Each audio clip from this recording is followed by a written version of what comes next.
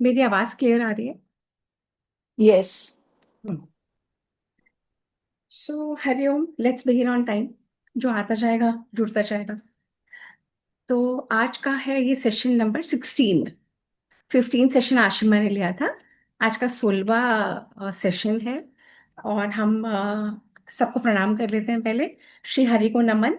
श्री गणेशाय नमः। श्री वेद व्यासाय नमः। और श्री महाभारतम का हम अध्ययन कर रहे हैं। हम आदि पर्व के संभव पर्व में हैं।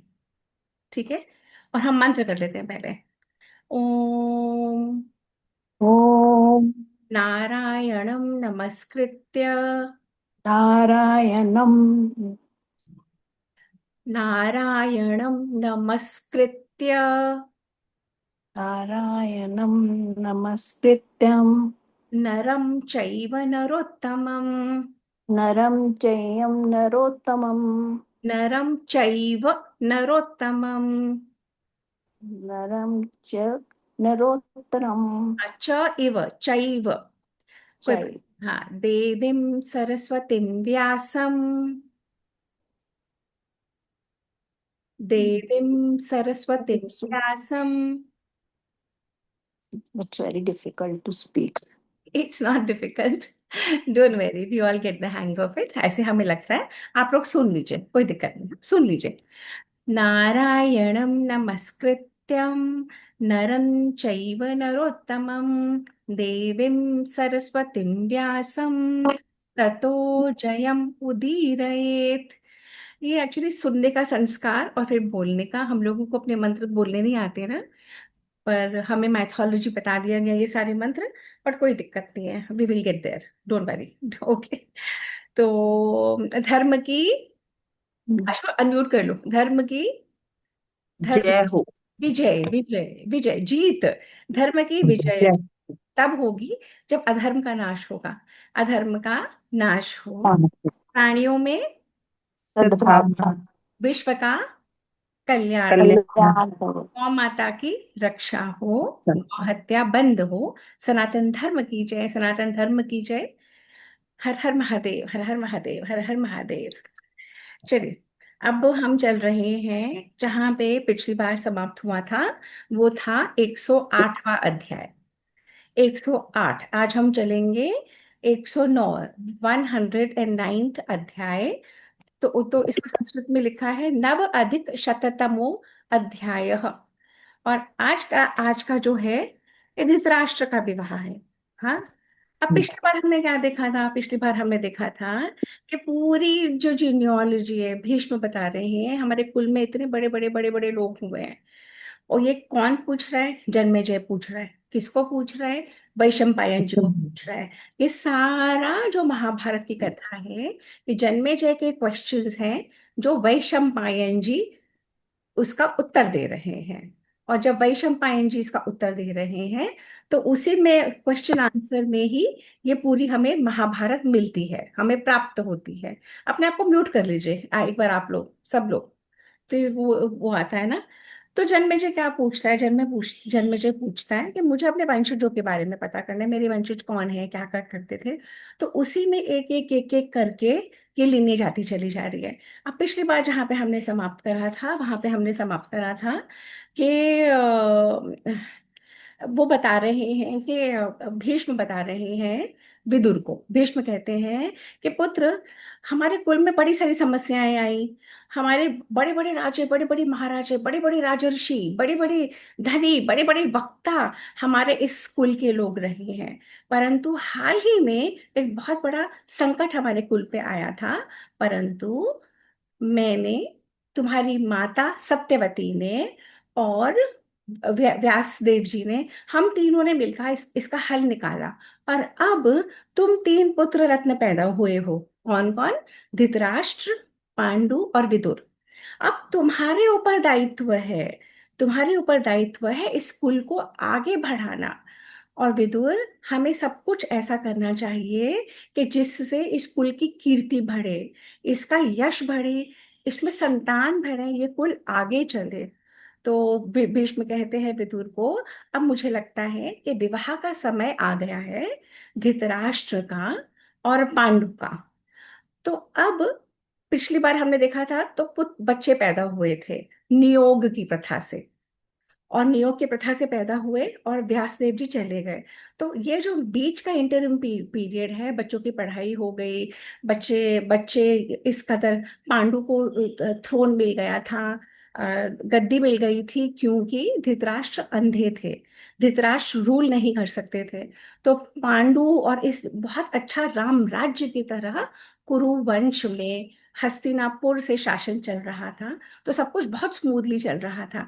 अब बच्चे बड़े हो गए, सिंहासन मिल गया, अब बारी है विवाह की। तो जब विवाह की बारी आती है तो हम और आप लोग भी निगाह में रखते हैं ना, फलां का लड़का और फलां की लड़की, इनका रिश्ता उससे करा सकते हैं या उसका रिश्ता उसी से। तो इसी तरीके से भीष्म निगाह रख रहे थे।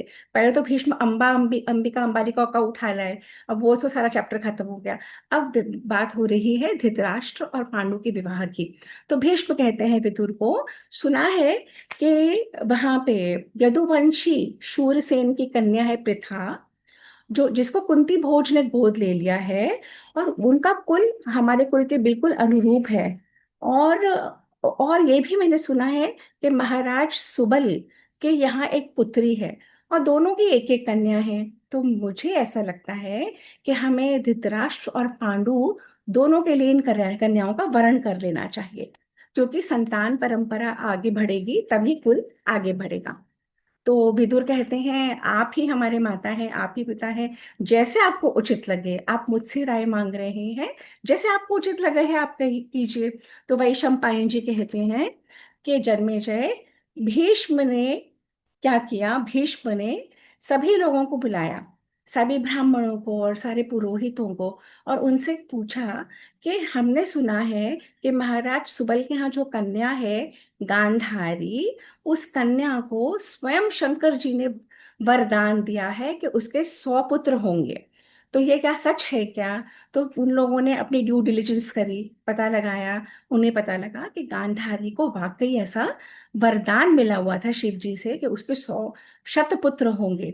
तो जिस राज्य को बहुत विस्तार करना है, बढ़ाना है, और पूरी पृथ्वी का कंट्रोल चाहिए, पूरी पृथ्वी को रूल करना है, नेचुरली उनको ज्यादा लोग चाहिए सारा मैनेज करने के लिए। तो भीष्म ने गांधारी को ईयरमार्क कर लिया। फिर भीष्म वहां पे पहुंचे, और भीष्म ने सब कुछ पता लगाया, पता लगाया, और भीष्म वहां पे पहुंच गए। अब जब भीष्म वहां पे अपनी पूरी अपने पुरोहितों के साथ, अपने बड़े बड़े लोगों के साथ, अब किसी राज्य में जब इतने बड़े राजा के सेनापति भीष्म की तरह आ जाए, तो महाराज सुबल और सब लोग उनको बाहर, नगर के बाहर तक वेलकम करने आए। बड़े प्रेम से सब उनको अंदर लेके गए, बहुत आदर किया, बहुत सत्कार किया, बहुत मान सम्मान हुआ उनको। और उन्होंने उन्होंने बोला आपके आने का प्रयोजन, तो भीष्म ने क्लियरली बोला, आपकी कन्या का वरण करने आया हूं मैं धृतराष्ट्र के लिए।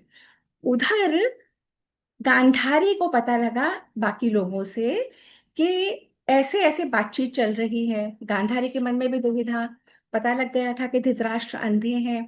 सुबल को भी पता लग गया, सुबल को तो पता ही लग गया था कि धृतराष्ट्र अंधे हैं। सुबल ने बहुत सोचा विचारा, पर सुबल ने डिसीजन लिया रिश्ता करने का। सुबल ने ये कौरव कुल देखा, इनकी प्रतिष्ठा देखी, इनका साम्राज्य देखा, इनका गुड ने मतलब सब कुछ सारी चीजें स्टडी करके सुबल वेंट अहेड और कन्या का अपनी कन्या गांधारी का वरण उन्होंने निश्चित किया, तय करना कि हम कर देंगे भीष्म जी, हम आपको अपनी कन्या दे देंगे कि आप वहां ले जाएं और आपकी कन्या, हमारी कन्या का विवाह आपके पुत्र से हो जाए। अब जैसे ही गांधारी को पता लगा कि ये बात हो गई है, तो गांधारी ने एक रेशमी कपड़ा मंगवाया, और रेशमी कपड़ा को अच्छे से मोड़ के अपनी आंखों पे पट्टी लगा ली, और उसने मन में ये व्रत लिया कि मैं कभी भी इस पट्टी को उतारूंगी नहीं, मैं जैसे मेरे पति हैं मैं उसी तरह से रहूंगी, उनके अनुकूल बन के रहूंगी, और उनमें कभी कोई दोष नहीं देखूंगी।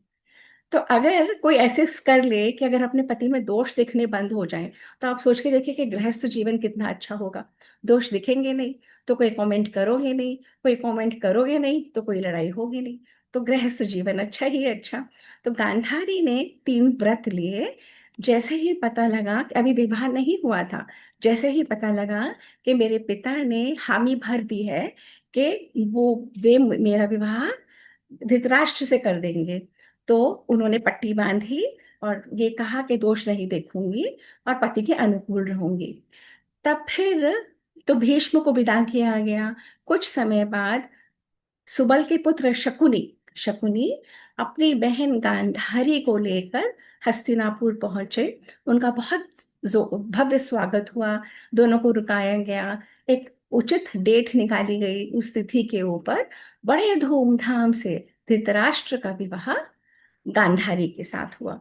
और जब यथा योग, और जो कहते हैं जब विवाह हुआ तो यथा योग्य उपहार, ये जो कहते हैं ना हम लोगों के दहेज की प्रथा, तो दहेज तो हमारे यहाँ था नहीं कभी भी, दहेज हमारा वर्ण है नहीं। इतने शास्त्र मैंने पढ़े कहीं दहेज नहीं आता, परंतु उसमें जो वर्णन है वो है स्त्री धन।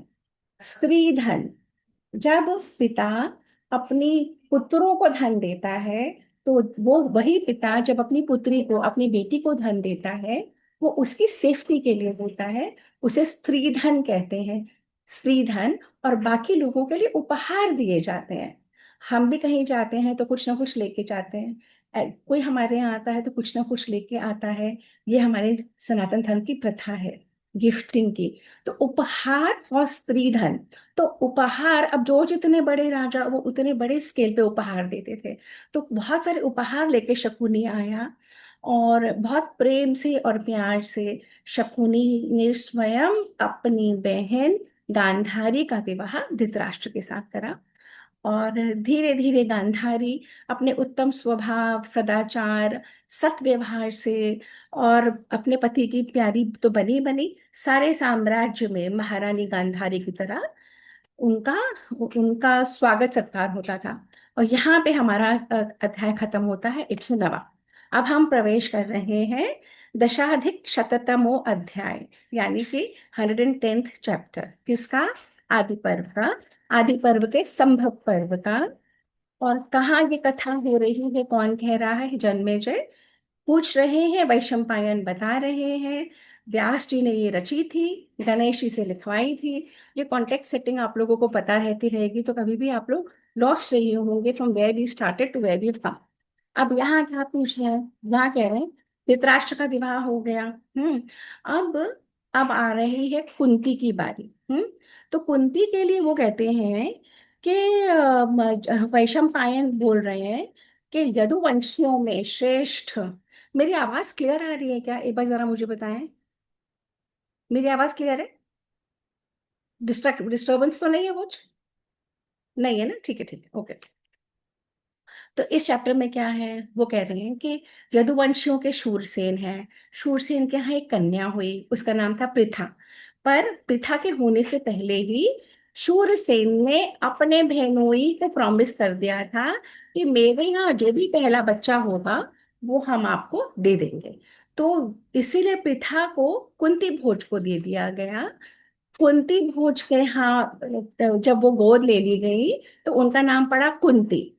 धीरे धीरे कुंती बड़ी हुई। कुंती बहुत सुंदर, बहुत सुशील, इतनी इनके बारे में लिखा है, कुंती के बारे में हर तरीके से गुणवान, सभी को प्रसन्न करने वाली, बहुत उच्च कैरेक्टर की।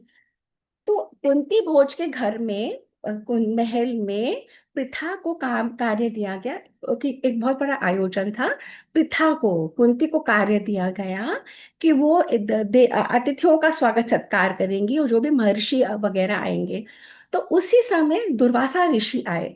अब दुर्वासा ऋषि तो अपने क्रोध के लिए अति, he is most famous for his क्रोध। तो दुर्वासा ऋषि की कुंती ने इतना आतिथ्य करा, इतना सत्कार करा, इतने प्रेम से उनको लुक आफ्टर करा। दुर्वासा ऋषि बहुत प्रसन्न हो गए। तो दुर्वासा ऋषि ने कुंती को कहा, मैं तुम्हारे आतिथ्य से बहुत परेशान हूं, बहुत प्रसन्न हूँ। दुर्वासा ऋषि ने कुछ सोचा। दुर्वासा ऋषि ने, महाभारत कहती है कि दुर्वासा ऋषि ने कुछ सोचा और उन्हें ये समझ में आया कि इस जहां पे कुंती जाएगी ब्याह करके, उस परिवार पे कोई बहुत बड़ा संकट, राज्य पे संकट और पूरे राष्ट्र पे बहुत बड़ा संकट आने वाला है। और कुंती और धर्म की रक्षा के लिए कुंती को मुझे कुछ ऐसा वरदान देना होगा जो लॉन्ग टर्म में बहुत समय के बाद उपयोग में आएगा।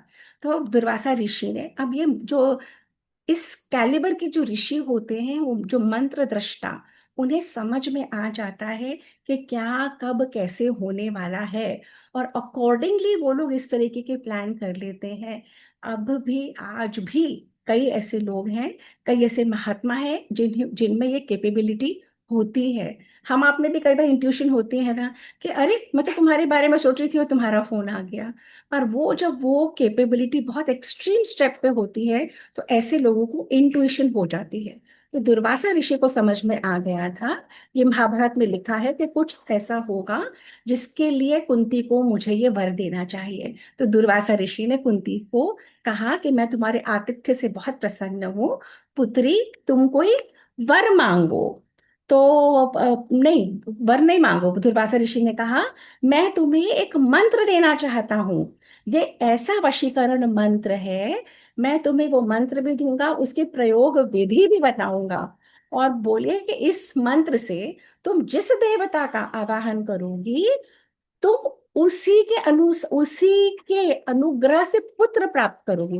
It was very clear. उन्होंने बहुत क्लियरली समझाया कि जिस जिस देवता का आवाहन करोगी, उसी के अनुग्रह से पुत्र प्राप्त करोगी। जो हमें टेलीविजन सीरियल में दिखाते हैं ना, कि बस वो आ गए और पुत्र हो गया, वैसा नहीं है। You will see very soon. अब कुंती के मन में, वो यंग गर्ल थी, उसके मन में बड़ा कौतूहल, उसके मन में आया कि मैं तो ये मंत्र की परीक्षा लेना चाहती हूँ। तो कुंती ने, कहते हैं कि वो जो सीरियल में दिखाया था, खिड़की में से जाके और सूर्य देव को की तरफ देखा और सूर्य देव का आवाहन किया। और अब उस मंत्र में, इस वशीकरण मंत्र में और इसके प्रयोग की विधि में इतना गहरा। आप मुझे जरा 2 मिनट का समय दें, जरा मैं ये खटखट बंद करवा के आऊंगी। Please give me 2 minute. मैं डिस्टर्ब हो रही हूँ, 1 सेकेंड। अब तो बंद हो गया, लेट्स लेट्स होप बंद है।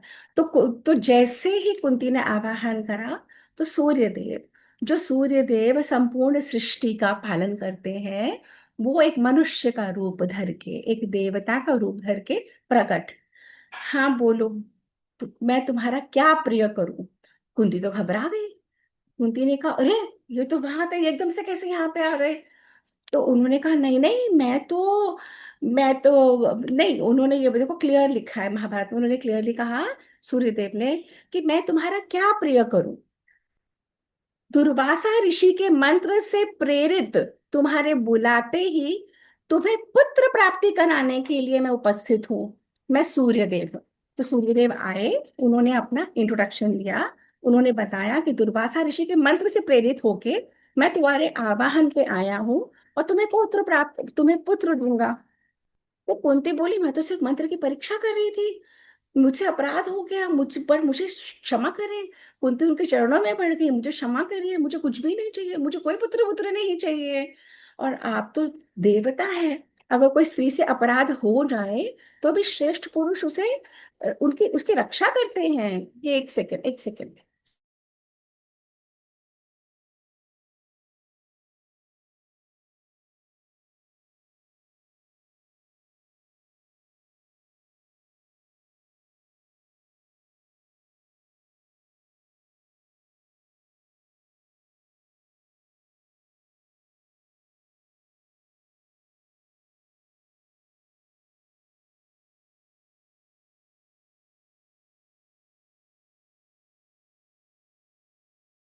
हमारे घर में काम चल रहा है और बहुत ठक ठक ठक की आवाज आ रही थी, मैं डिस्टर्ब हो रही थी। Are you all here? Are you with me? कोई बोर हो रहा है? कोई बोर हो रहा है मंजू जी? समझ आ रही है अब तक? सब म्यूट पे हैं? हाँ शिमा, कंटिन्यू करूं? जी हाँ, बिल्कुल करिए। हाँ, ठीक है ठीक है ठीक है, हाँ। तो कुंती ने कहा नहीं, मुझे कोई पुत्र पुत्र नहीं चाहिए, मैं तो सिर्फ टेस्ट कर रही थी। तो सूर्यदेव ने कहा ये ट्रायल एंड टेस्टिंग का कोई कोई वो नहीं है कि तुम तो ट्राई कर रही थी। और तुम समझती हो कि आवाहन पे मैं आया और तुम्हें मैं पुत्र ना दे के जाऊं, तो इसमें तुम्हारी बदनामी ज्यादा है। और दुर्वासा ऋषि, म्यूट कर लीजिए अगेन प्लीज, तुम्हारी बदनामी ज्यादा है, दुर्वासा ऋषि की भी है, ये तो पॉसिबल ही नहीं है। पुत्र तो करना ही होगा, पुत्र तो तुम्हें मुझसे समागम करना ही होगा, पुत्र तो पैदा होगा ही होगा। तो कुंती कहती है, कुंती कुंती बार बार कहती रही, मैं तो कुंवारी कन्या हूँ, मेरा विवाह नहीं हुआ, मुझे समागम की कोई इच्छा नहीं है, बदनामी फैल जाएगी, लज्जा भी, सब कुछ कुंती फील कर रही थी। सूर्यदेव ने पुनः कहा, शुचि स्मिते, शुश्रोणी शुभ्रू, तुम्हारे लिए जैसा पुत्र पैदा होगा, जो जो विधि ने बना रखा है सुन लो। इस तरीके का कोई पुत्र संसार में हुआ नहीं। वो पैदा होगा कवच और कुंडलों के समेत। वो स्वयं सूर्यदेव का पुत्र तुम्हारे थ्रू होगा। उसे कोई शस्त्र नहीं, उसके कवच को कोई शस्त्र नहीं तोड़ पाएगा। वो सब कुछ दान करेगा, बहुत बड़ा नामी गामी योद्धा होगा, और तुम्हें दोष भी नहीं लगेगा। तुम क्यों परेशान हो रही हो? और सूर्यदेव अपनी गर्मी से, हीट और लाइट से, रोशनी से उसे मनाते रहे। उन्होंने कुंती के साथ समागम किया। समागम करते से ही देवताओं का पुत्र, उसी समय एक पुत्र पैदा हो गया, जो संपूर्ण शस्त्रधारियों में श्रेष्ठ। उसके जन्म से ही कवच थे, कुंडल थे, तेजस्वी था। और सूर्यदेव ने कहा कुंती को, तुम पुनः कन्या बन जाओगी, कन्यात्व प्रदान करके। और सूर्यदेव चले गए। अब कुंती सोचती रही, कुंवारी कन्या अपने कमरे में, एक पुत्र हो गया, अब क्या करूं, कैसे करूं, कुछ ऐसा हो मुझसे कि परिणाम अच्छा निकले। भय के मारे, कुटुंबीजनों को नहीं बता सकने के मारे, कुंती ने ये डिसीजन लिया, उस पुत्र को, उस छोटे से बेबी को एक टोकरी में रख के और बहा दिया।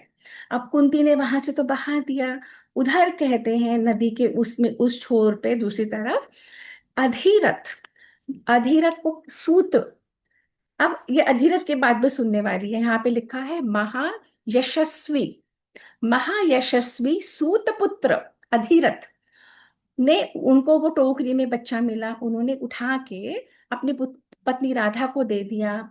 और उसके अपना कोई बालक नहीं था, तो राधा ने उसका नाम वसुशेन रखा। वसु के साथ उत्पन्न हुआ, यानी कि कवच और कुंडल। अब वो देखते देखते बड़ा होने लगा, बलवान बना, अस्त्र विद्या में निपुण था।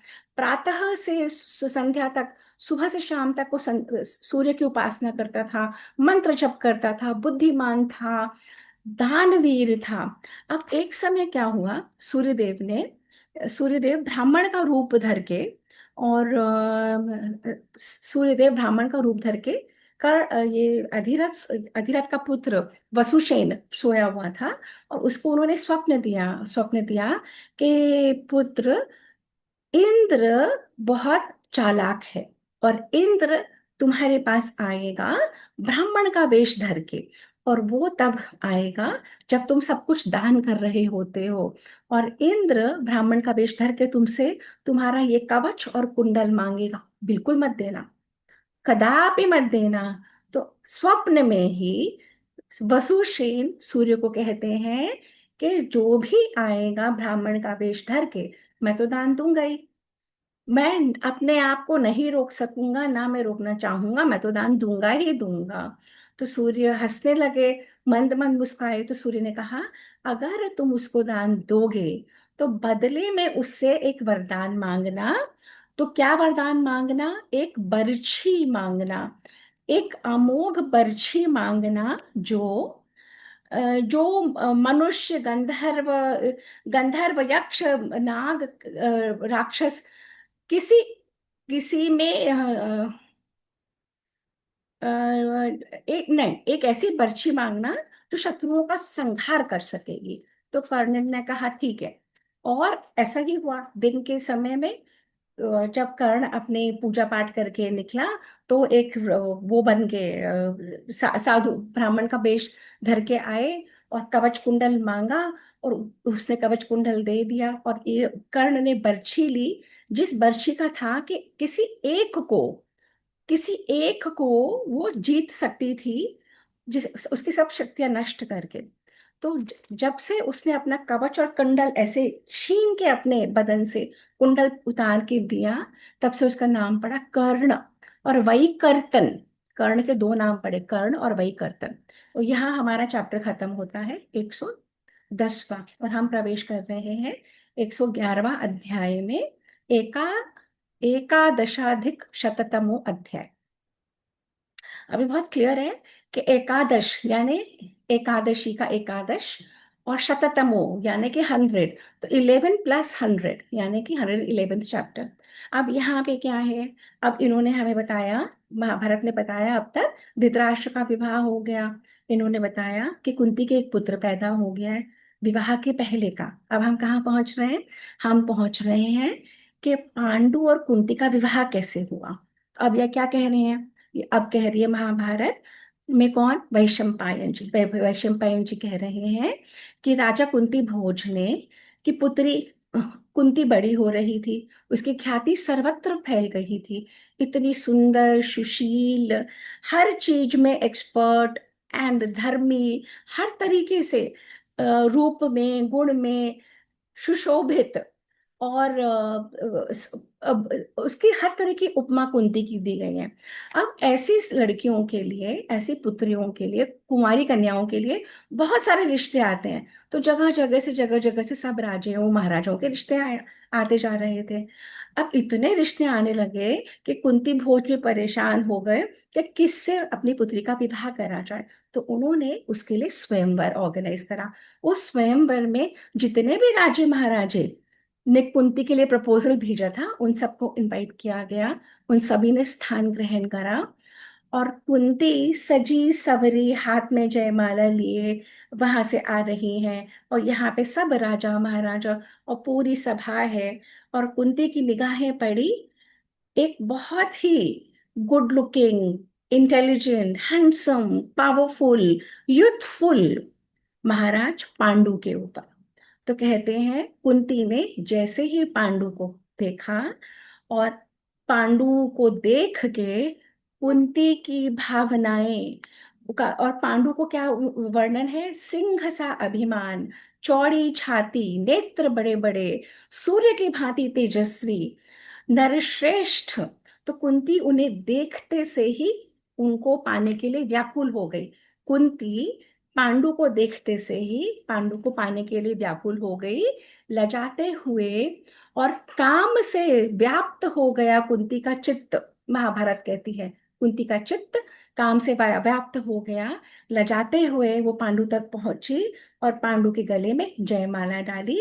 उनके पिता समझ गए, विधि पूर्वक कुंती और पांडु का विवाह रचा गया। और महाभारत कहती है कि दोनों विवाह के समय बिल्कुल शची और इंद्र के समान दिख रहे थे। नाना प्रकार के धन रत्न से सम्मानित करके पांडु और कुंती की विदाई की गई, और वे पहुंचे हस्तिनापुर। और वहां जाके एक कुंती को एक अलग राजमहल में पांडु के साथ वो रहने लगे। अब यहाँ पे हमारा चैप्टर खत्म होता है 111, एकादशाधिक शततमो अध्याय। अब हम प्रवेश कर रहे हैं अध्याय 112 में। जो हम यहाँ पे प्रयास कर रहे हैं ना, कि महाभारत की पूरी retelling, Mahabharata word to word का कोश प्रयास करके उसका निचोड़ हम डिस्कस करने का प्रयास कर रहे हैं। अब हम पहुंचे हैं 112वां अध्याय में, द्वादशाधिक शततमो अध्याय। अब यहाँ क्या है, यहाँ पे बता रहे हैं उन पांडु का कुंती से विवाह हो गया। अब पांडु का विवाह माद्री से कैसे होता है। अब जब कुंती आ गई ब्याह करके, अब वैशंपायन जी कह रहे हैं जन्मेजय को, हे जन्मेजय, कुंती से तो विवाह हो गया, पर भीष्म के मन में आया कि पांडु का हमें द्वितीय विवाह करना चाहिए, हमें संतान चाहिए, हमें संतान परंपरा से इस कुल को और बढ़ाना है। तो उन्होंने विचार विमर्श करा अपने मंत्रियों से, ब्राह्मणों से, महर्षियों से, और सबको इकट्ठा करके उन्हें पता लगा कि मद्र देश में वहां पे मद्र राज की राजधानी में एक कन्या है जो बिल्कुल हमारी कुल के अनुरूप है, हमारे पांडु के अनुरूप है, और हमारी वंश वृद्धि में पूर्णतया सहायक होगी। तो भीष्म जो आप लोग अगर याद करोगे तो भीष्म उस समय अकेले चले गए थे अपने रथ पे, अकेले। किसको लेने? अंबिका अंबालिका को लेने अकेले चले गए थे, और तीनों को हरण करके ले आए थे। पर अब देखिए आप, अब ये मादरी जो मद्र देश की पुत्री है, भीष्म बूढ़े मंत्री, ब्राह्मण, महर्षि और चतुरंगिणी सेना में हाथी पे भी सवार सैनिक, और घोड़े पे भी सैनिक, और पैदल भी सैनिक, और बहुत बड़े स्केल पे इतने सारे लोगों को। अब इमेजिन करिए किसी से विवाह करना है और पूरी की पूरी सेना आपकी राजमहल के अंदर आ रही है, जस्ट इमेजिन। सबके सब गए। तो वो बहलीक राज था, और वहां के राजा थे शल्य। अब राजा को पता लगा कि भीष्म आ रहे हैं इतनी बड़ी सेना के साथ। तो राजा नगर के बाहर पहुंचे, भीष्म की अगवानी करी, भीष्म से उन्होंने उन्होंने भीष्म से बात करी। तो उन्होंने कहा, आपका प्रयोजन? तो भीष्म ने कहा, तुम्हारी कन्या के लिए आया हुआ समझो, मैं तुम्हारी कन्या के लिए आया हूं। अब शल्य को तो इतनी सारी सेना के साथ, एनीवे शल्य उनको अंदर लेके गए। तो भीष्म ने कहा कि तुम्हारी यशस्विनी बहन माद्री का वरण करने आया हूँ, और शल्य, तुम्हारा कुल और हमारा कुल बिल्कुल एक सा है। तुम अपनी अपनी बहन का, बहिन लिखा है यहाँ पे, बहिन बोलते होंगे, हम बहन बहन कर देते हैं ना। तुम अपनी बहन का विवाह हमारे कुल में करना है, तुम्हारे लिए भी आदर का क्या वो है, हमारे लिए भी बहुत आदर की बात है। अब और आपको तो ये विवाह करना है। अब वो शल्य चुप। शल्य कहता है, आप तो जानते हैं आपसे आपके जैसा योग्य परिवार हमें मिलेगा नहीं, परंतु आप तो जानते हैं हमारी कुल की परंपरा। तो भीष्म चुप।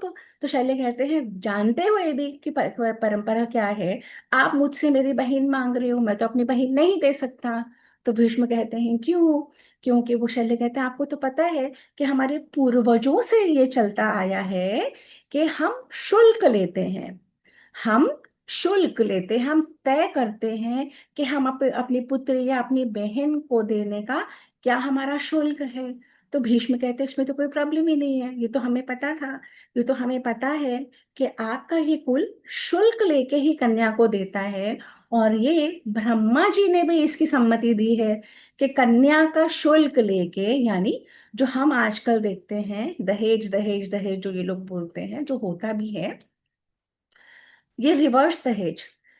लड़की वाले लड़के वाले से मांगते हैं। और अभी आज मैं कोई टॉक सुन रही थी, तो पता लगा कि चाइना में पॉपुलेशन बहुत कम हो गई है, एक एक एक चाइल्ड करने की वजह से। तो बहुत सारे लड़के हैं और लड़कियां नहीं हैं ब्याहने के लिए। तो लड़की वाले क्या कर रहे हैं, लड़की वाले और डिमांड करते हैं।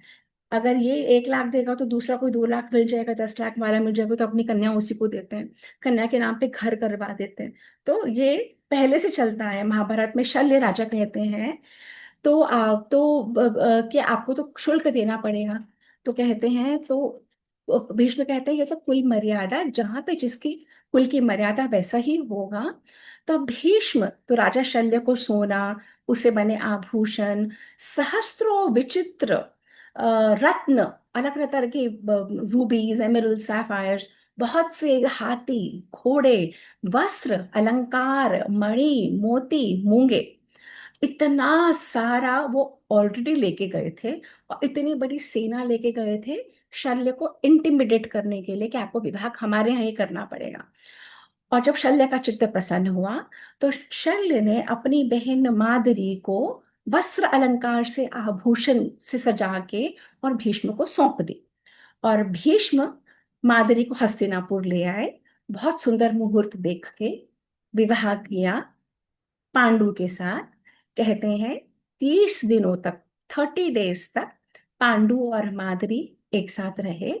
उसके बाद पांडु ने अपने आप से ये प्रण किया कि अब ये मौज मस्ती बहुत हुई, अब मुझे इस साम्राज्य को और बढ़ाना है, मुझे अपने राज्य के लिए कुछ करना है, तो भीष्म से, अपने बड़े बूढ़ों से, सबके चरणों पे मस्तक रख के, सबसे आज्ञा लेकर, सबसे आशीर्वाद लेकर, अपने हाथी घोड़े रथ पूरा समुदाय सैनिकों का बहुत बड़ी सेना लेके प्रस्थान किया। कहाँ? पृथ्वी को जीतने की इच्छा से, दिग्विजय के लिए। हमें क्या बताते हैं ये लोग कि इंडिया, भारत एक ऐसा लैंड है जो हमने कभी किसी पे आक्रमण नहीं करा। बार बार हमारे भेजों में यही घुसाया गया था कि हमने तो कभी किसी पे आक्रमण नहीं करा, पता नहीं हम पे लोग क्यों करते हैं। भूल जाते हैं, अपनी महाभारत नहीं पढ़ते जो हमारी हिस्ट्री है। महाभारत क्लियरली मेंशन करती है कि हमारे जो राजे महाराजे थे, सब लोग अपनी लैंड को बढ़ाने के लिए, परंतु जो युद्ध, जो बाहर से इन्वेडर्स आए थे, जैसे वो युद्ध लड़ते हैं, और जो हमारे राजे महाराजे लड़ते थे, जमीन आसमान का फर्क है। वो हम देखेंगे आगे। तो भीष्म, ये पांडु निकले दिग्विजय करने के लिए। तो दिग्विजय कैसे होता है? अश्वमेध यज्ञ मैंने एक बार समझाया था। अब वो कहते हैं कि पृथ्वी पर विजय पाने की इच्छा से हृष्ट पुष्ट सैनिकों को लेके अनेक शत्रुओं पर धावा करा। किसने? पांडु ने। हमें टेलीविजन सीरियल में क्या दिखाते हैं कि पांडु कोई सिक सा वीकलिंग है? नहीं, Pandu extremely strong, extremely powerful warrior. ये हम देखेंगे कैसे। सिंह के समान पराक्रमी, सिंह के समान पराक्रमी। सबसे पहले पांडु ने पूर्व की तरफ, पूर्व की तरफ दशारणों पे धावा लगाया, जो आज का विदिशा, आज का जो भिलसा है, राज महाभारत बताती है, वो सारा उन्होंने जीत लिया। उसके बाद बहुत भारी सेना, यहां से भी सेना मिल गई, बहुत भारी सेना के साथ मगध देश में, और वहां के जो अभिमानी मगध राज थे, जिसको और राजा को जो परेशान करता था, उसको उन्होंने मार डाला। फिर वहां की भी सेना, वहां से भी कर लेके, इतनी बड़ी सेना के साथ वो आगे निकले, और बहुत भारी खजाना, क्योंकि जहां पे भी हमारे राजा जाते हैं, जब वो उनको कॉन्कर कर लेते हैं, तो वो खजाना, वहां की संपत्ति इस राजा के हाथ में होती है। उसके बाद बहुत भारी खजाना और वाहन लेके वो मिथिला पर चढ़े। मिथिला, जहाँ पे विधेयराज जनक, जहाँ की सीता है, मिथिला पर चढ़ाई करी, और विधेय वंशी क्षत्रियों को उन्होंने पराजित करा। उसके बाद फिर वो काशी, सुह्य, पुंड्र देश पर उन्होंने विजय पाई। बाहुबल से पूरे कुरुवंश का विस्तार किया। अब वो अग्नि के समान प्रज्वलित, तेजवान, और जितने भी राजा थे सबको कॉन्कर कर करके नरों में श्रेष्ठ नरपति बन गए। सबको अपने अधीन करके उन्होंने अलग अलग जगह अपने लोगों को बिठाया कि हमारे बिहाफ पे यहाँ का लोकल रूलर रूल करेगा। तो कहते हैं समस्त पृथ्वी के शूरवीर हाथ जोड़कर पांडु के सामने, जैसे आज हम देखते हैं कि मोदी जी के सामने, चाहे वो अमेरिका हो, चाहे ऑस्ट्रेलिया, न्यूजीलैंड हो, चाहे घाना जैसी छोटी कंट्री, सब मोदी जी से सम्मान से, प्रेम से, सम्मान से मिलते हैं, है ना? तो वैसे ही, और और सबने उनको कर दिया, सबने उनको, आप चाहे गिफ्ट समझो, चाहे टैक्सेस समझो। जो एक राजा बाकी सब छोटे छोटे राज्यों को कॉन्कर कर लेता था, तो सारे उनको टैक्स भी देते थे, और धन रत्न अश्व हाथी, अपने वहां की जो बेस्ट प्रोड्यूस होती थी, वो इस राजा को। तो ये जो मेन राजा होते थे, ये सब जगह से टैक्सेस कलेक्ट कर करके और खूब समृद्ध और समृद्ध बनते थे। तो जितने भी ये छोटे राजा राज्य होते थे, ये सब प्रोटेक्टरेट हो जाते हैं। आपको पता है भूटान के और या श्रीलंका, भूटान के ही लोगों ने मोदी जी को कहा है आप हमें अपने अंडर ले लीजिए। ऐसे भी होता है। अभी हुआ नहीं है, पर शायद हो भी जाए, है ना? तो फिर सब जगह से अब क्या क्या मिला उनको? ढेर की ढेर मणि, मोती, मूंगे, सुवर्ण, चांदी, गोरत्न यानी गाय, कैटल, गोरत्न, अश्वरत्न, रथ रत्न, बहुत सारे रत्न, रथ, हाथी, गधे, ऊंट, भैंस, बकरे, भेड़े, कंबल, मृग चर्म, रत्न, रत्न, रंकू मृग के चर्म से बने बिछौने, इतनी सारी चीजें उनको मिली, और स्वर्ण मुद्राएं सब लोग ले लेके आ रहे थे। पांडु ने सबको ग्रहण करा और हस्तिनापुर की तरफ अपनी सारी सेना के साथ दिग्विजय करते हुए चले। और उधर भीष्म को, सत्यवती को और सबको पता लगा कि पांडु आ रहे हैं दिग्विजय करके, तो वे सब लोग और नगरवासी हस्तिनापुर के बाहर आए पांडु को मिलने के लिए। सब पांडु से गले मिले, हमारा राजा जीत के आया है, हमारा राजा हमारा नाम ऊंचा करके आए, और सबके सब हस्तिनापुर में पांडु को लेके गए वहां पे। अच्छा, अब जो मैं कह रही थी ना कि जो बाहर से इन्वेडर्स आते हैं वो भी तो लूटते हैं, और हमारे ये पांडु गए थे तो इनको भी धन मिला, तो ये लूट के लाए थे क्या? नहीं, इनको अपने आप मिला था, उनके उन लोगों ने दिया था।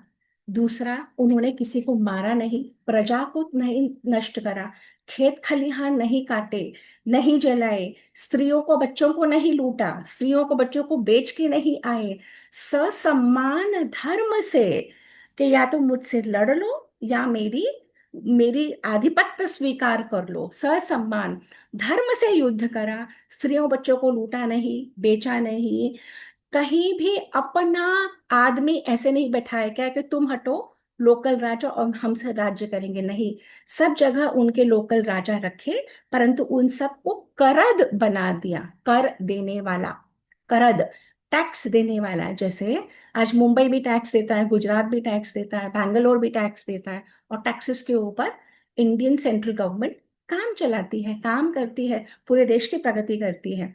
अच्छा, मैं रुकूं यहाँ पे, थोड़ा सा और है? नहीं नहीं, चलो। चलूं चलूं? हम्म, अच्छा, ओके, ठीक है। तो कहते हैं कि पांडु जब आ गए तो पांडु ने, और शत्रुओं को जीत के आए हैं, तो पांडु क्या, अब ये जो पांडु को इतना सारा सम्मान मिला है, इतने रत्न, हाथी, घोड़े, ये सारा क्या स्वयं के लिए मिला है? बताओ बताओ, जल्दी जल्दी बोलो, ये सारा स्वयं करेंगे क्या पांडु? क्या करेंगे? उसके देश के लिए। हाँ, तो हमारा ये उल्टी थ्योरी है, सब देश के लिए है, कुछ अपना, सब राज्य के लिए है। जो पांडु लेके आए हैं वो सारा का सारा राज्य के लिए। कैसे, अब हम देखते हैं। तो बड़े भाई की आज्ञा लेकर, सबसे पहले पांडु ने अपने बड़े भाई की आज्ञा ली और अपने बाहुबल से जीता हुआ ये सारा धन भीष्म को, सत्यवती को और अंबिका और अंबालिका माताओं को भेंट दी। उसके बाद उन्होंने कुछ धन विदुर के लिए भेज। सत्यवती ने जो धन उन्हें मिला था वो भीष्म और अंबिका अंबाली को देके संतुष्ट करा। अब जो पांडु धन लेके आया था, जब धन आपकी ट्रेजरी में आता है, जब आपके राज्य कोष में आता है, तो उस धन से धृतराष्ट्र ने बड़े बड़े अश्वमेध यज्ञ करे। अब बड़े बड़े यश अश्वमेध यज्ञ करके, और उन्होंने, जब हम यज्ञ करते हैं हमें बताया जाता है हमें दान करना है, तो पहले के राजा महाराजा जो भी कुछ लेके आते थे वो कॉमन मैन तक कैसे जाए, तो वो बहुत बड़े बड़े यज्ञ करते थे। उन यज्ञ में ब्राह्मण भी होते थे, क्षत्रिय भी, वैश्य भी, शूद्र भी, हर तरीके की प्रोड्यूस आती थी वो यज्ञ को करने के लिए, और वो धन ऐसे ऐसे बढ़ता चला जाता था। तो मेन धन बांटते अश्वमेध यज्ञ करके धृतराष्ट्र ने 1-1 लाख स्वर्ण मुद्राएं दी, 100-100 अश्वमेध यज्ञ करे। और मीनवाइल राजा पांडु ने आलस्य को जीत लिया। राजा पांडु, महाराज पांडु पूरी पृथ्वी को जीत चुके थे, और उनकी अपनी पत्नियों ने उनको प्रेरणा दी कि अब हमें ये राजमहल की ऐश्वर्य और ये सुंदर सुंदर शैया को छोड़ के वन में रहना चाहिए। अब वन में तो राजा पांडु ने अपनी लाइफ की डायरेक्शन मोड़ी, और वो हिमालय के दक्षिण भाग में रमणीय भूमि में अपनी पत्नी के साथ वन में निवास, वन में रहने लगे। वनवास प्रॉपर नहीं, वन में निवास। क्यों मैं कह रही हूँ?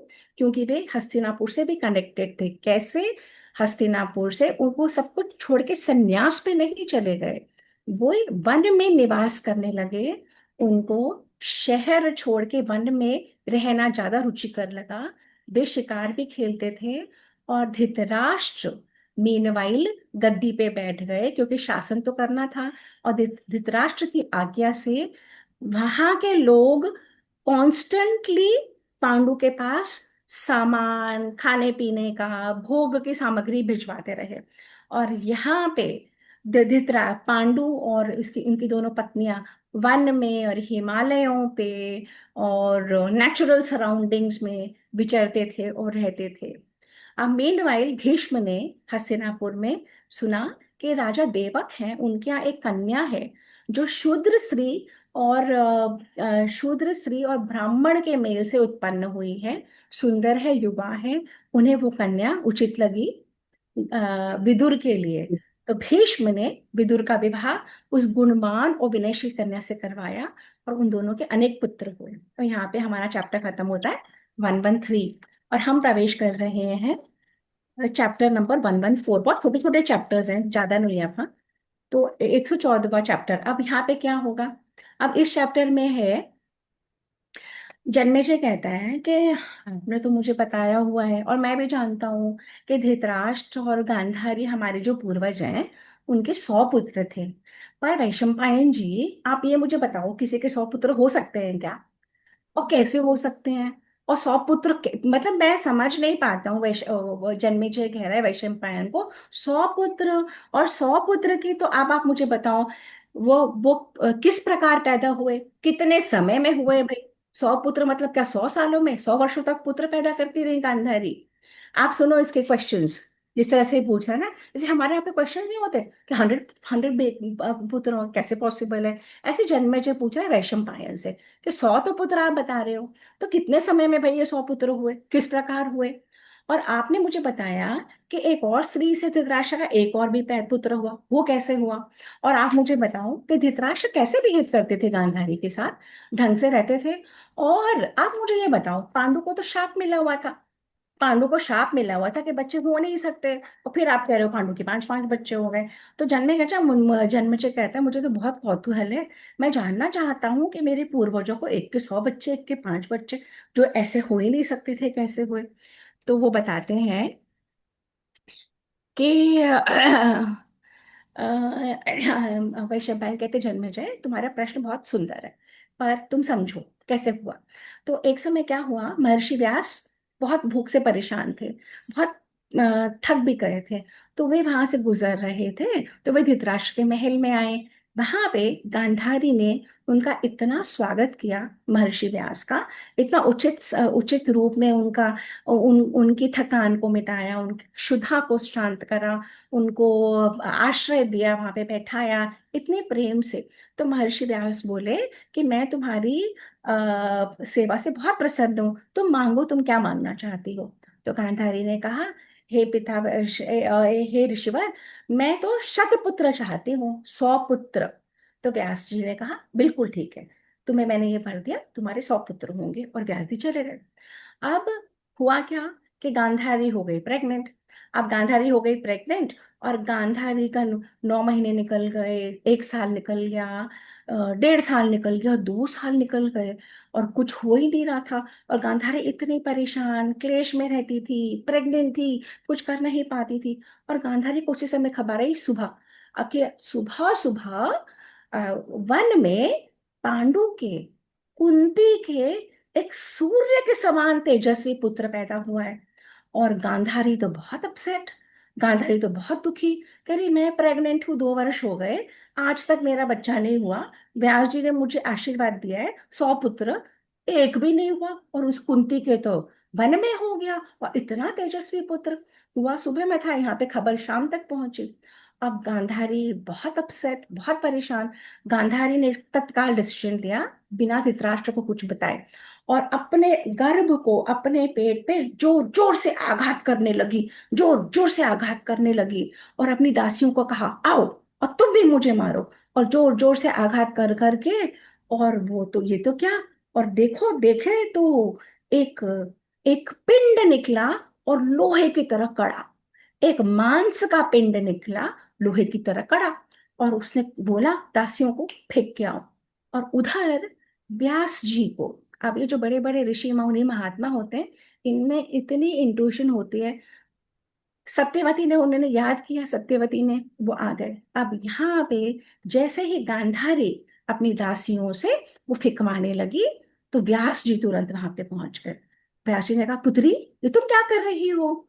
तो उन्होंने कहा ऋषिवर, आप ही ने तो मुझे कहा था कि पुत्र होंगे 100, यहाँ तो एक नहीं हुआ। ये 2 वर्ष रखने के बाद ये निकला है, मैं तो इसे फिकवा रही हूँ। तो उन्होंने कहा, व्यास जी ने, नहीं नहीं, ऐसे कैसे फिकवा सकती हो, ये सब कुछ मेरे ही वरदान के अनुरूप हो रहा है, ये जो कुछ हो रहा है मेरे ही वरदान के। तो गांधारी एकदम स्टंड। तो गांधारी ने कहा अब क्या करें। वो व्यासदेव जी ने कहा, तुम 100 मटके मंगवाओ, 100 घड़े, 100 घड़े मंगवाओ और उनमें घृत भरवाओ, घी। तो 100 मटके कुंती ने ये गांधारी ने मंगवाए। व्यास जी ने कहा उससे पहले तुम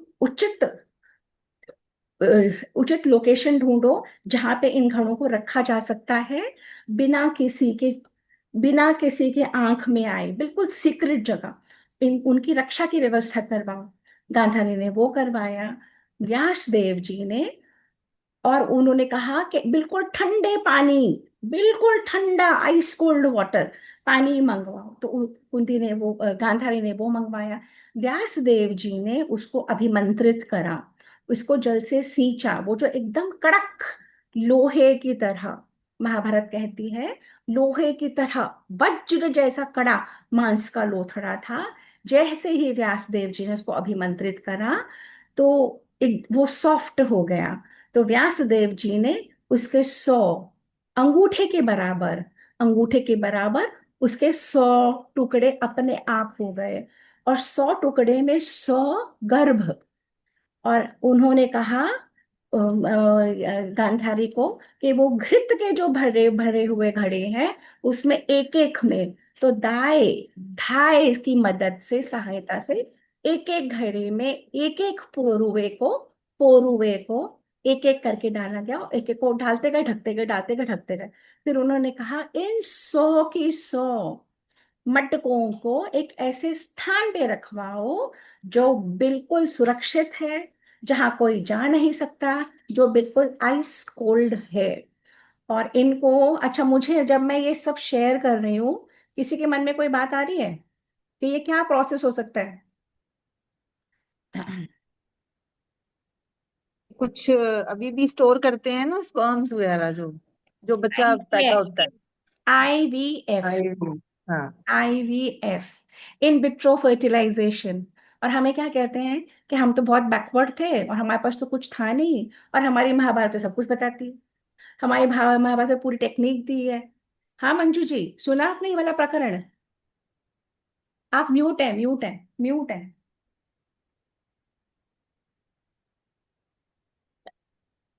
ये हाँ, बहुत रुचिकर है, बड़े मन से सुन रही हूँ। तो पोरुए के बराबर एक एक में सीड करो, ठीक है? तो सीड कर दिया जी। अब क्या बोले व्यास जी? व्यासदेव जी कहते हैं इनको रखवा दो, और जिस ऑर्डर में तुमने इसमें डाले हैं, 2 वर्ष तक एकदम ठंडी अंधेरी जगह में रक्षा करनी है इनकी, कोई नहीं जाए। और जिस ऑर्डर में तुमने डाले, जैसे पहले यहाँ से डाला है, तो उसी ऑर्डर में एक एक को हटाना।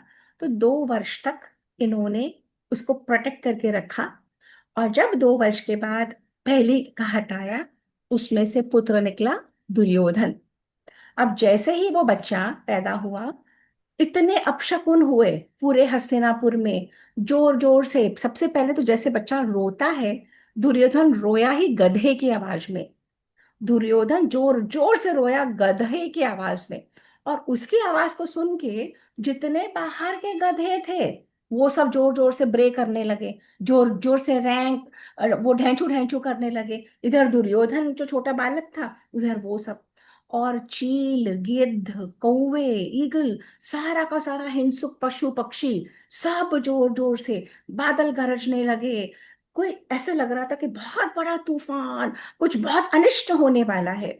और वहां पे इनको पता लगा, धृतराष्ट्र को, के पुत्र हो गया, पहला पुत्र हो गया।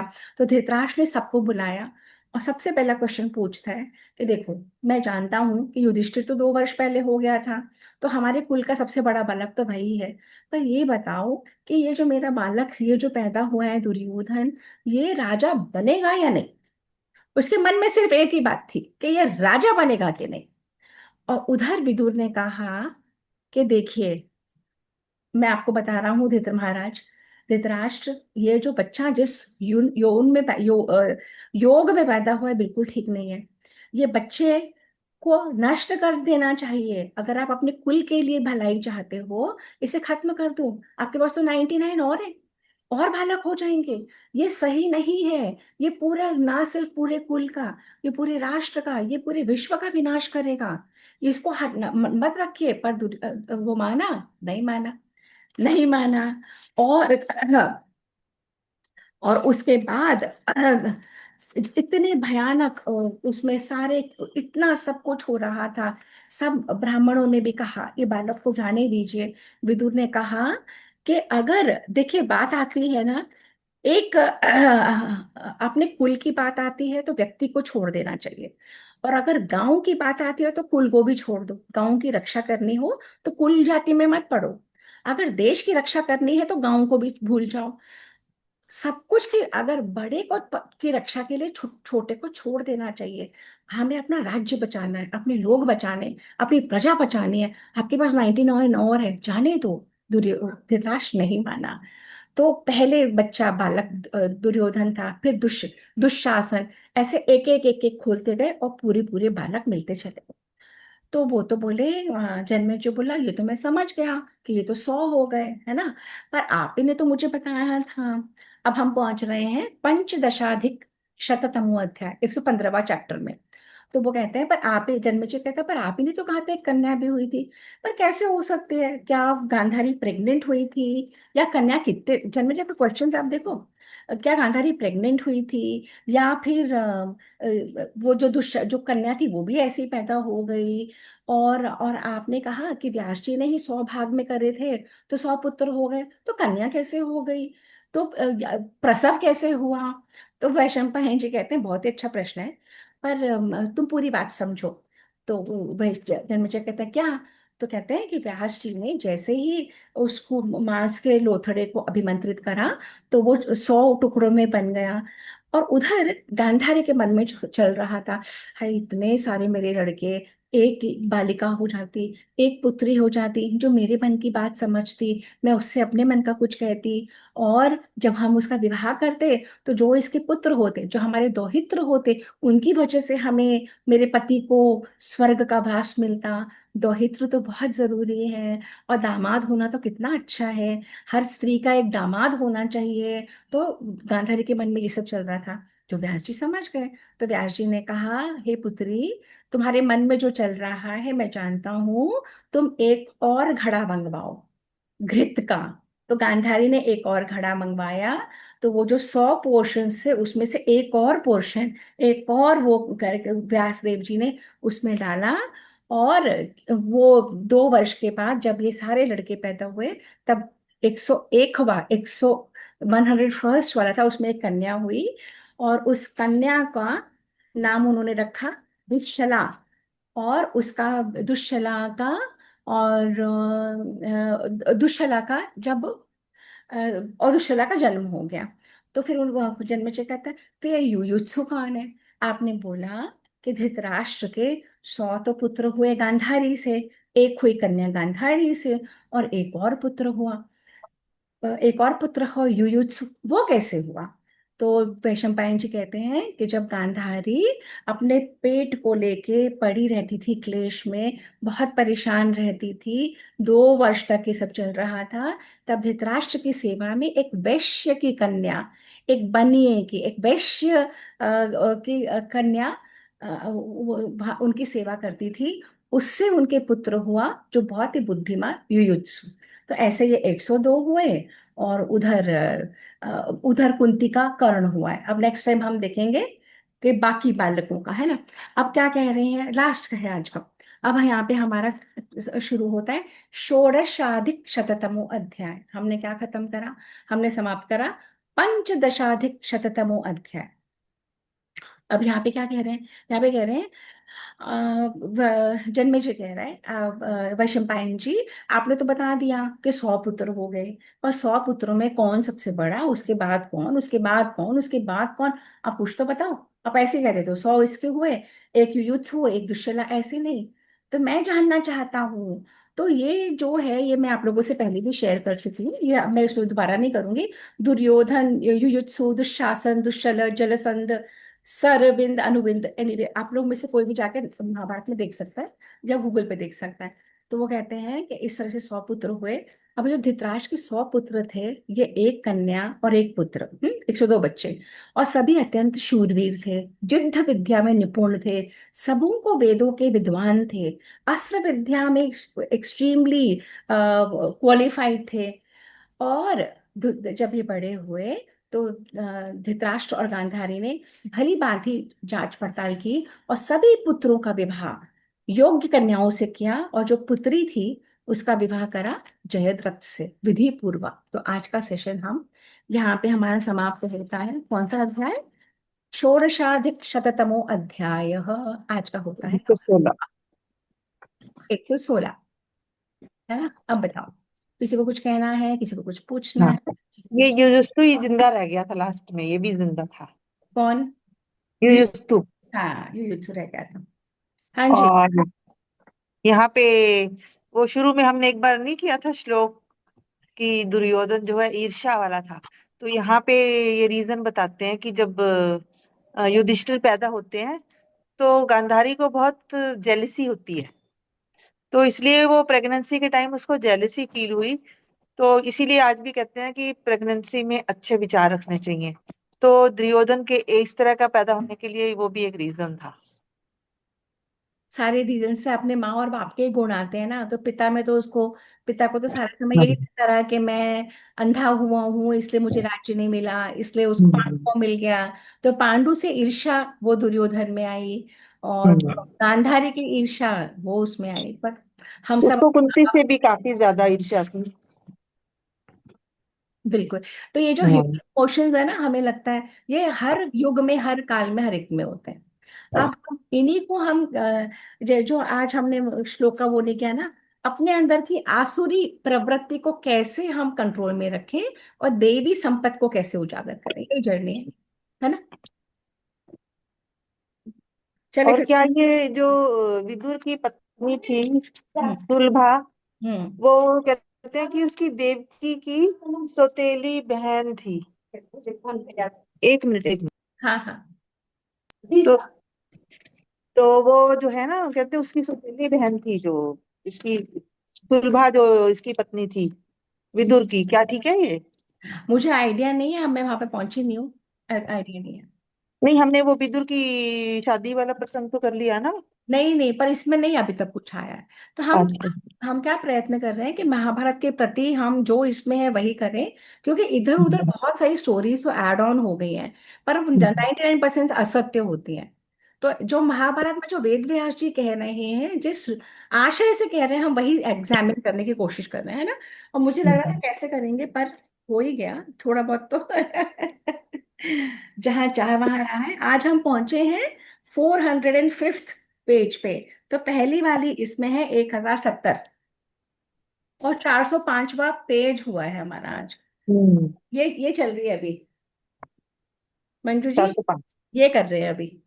और ऐसे 6 हैं। अब परमात्मा हमें जीवन दे और हमें शक्ति दे और हमें समझ और बूझ दे कि हम कर पाए। है ना? चलिए वाइंड अप करें। ओम पूर्णमद पूर्णमिदं पूर्णमिदं पूर्णात् पूर्णात् पूर्णमुदच्यते पूर्णमुदच्यते पूर्णस्य पूर्णस्य पूर्णमादाय पूर्णमादाय पूर्णमेवावशिष्यते। पूर्णमेवावशिष्यते। ओम शांति शांति शांति ही। ओम शांति शांति शांति। चलिए हरिओम, है ना? हरि ओम। बता देंगे नेक्स्ट सेशन का, देख लेते हैं। हाँ, ओके, हरिओम।